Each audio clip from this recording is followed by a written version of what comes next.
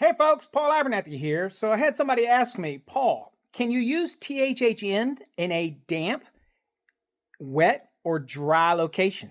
And I would say 99% of the people out there say that if it's purely THHN, which is thermoplastic, 2H's high heat, N for nylon, they will say that that's only for use in a dry location. But did you know that you use it in a damp location as well?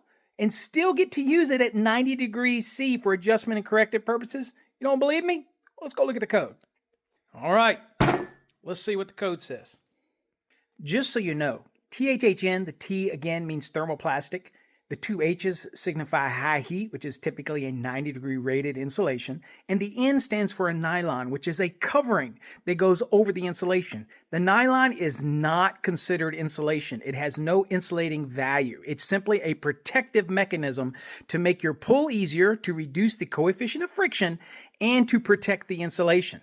Okay? So THHN is 90-degree rated insulation, but that's only for adjustment and corrective purposes unless the lugs you're dealing with are also rated 90 on both ends. That's a different story, right? Okay, next, XHHW-2. The X stands for cross-linked polyethylene, okay, or XLPE. It's just a cross-linking polymer that adds rigidity to it, and it has better for temperature imbalances than you would with a THHN, which is a thermoplastic.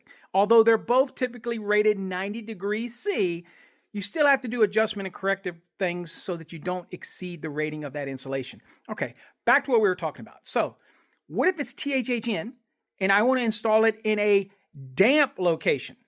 Not a wet location, but a damp location. Can I do it and still use the 90 degree for adjustment and corrective purposes under 310.15b11 and 310.15c1? Can I still use it at the 90 for that adjustment? Let's see.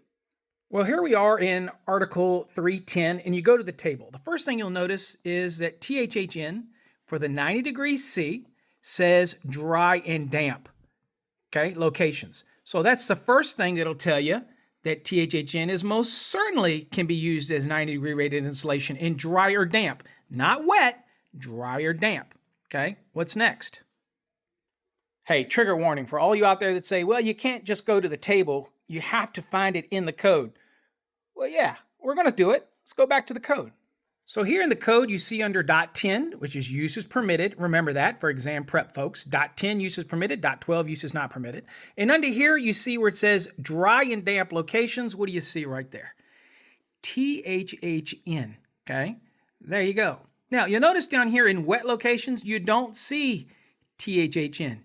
You see XHHW. Got the W's in there, right?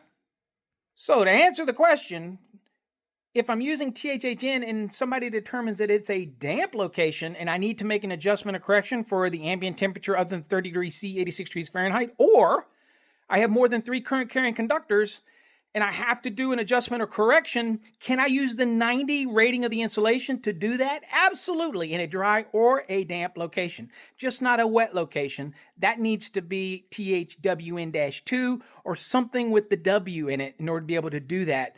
But when it comes to THHN, perfectly fine for a damp or a dry location to apply the 90 for adjustment and corrective purposes.